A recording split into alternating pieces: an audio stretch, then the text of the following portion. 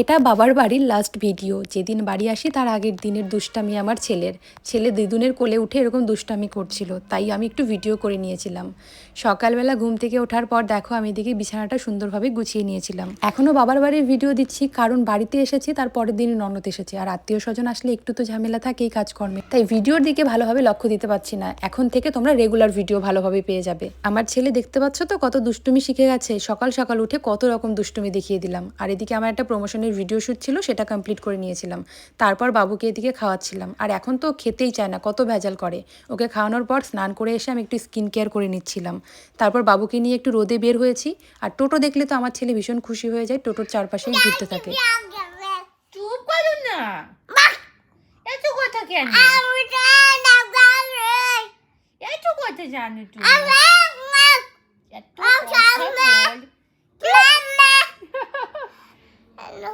কি এত কথা? মাম্মা কি কি?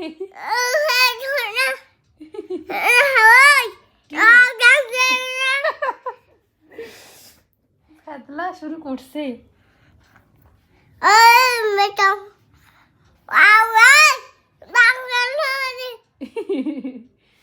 দুধ নাকি তা?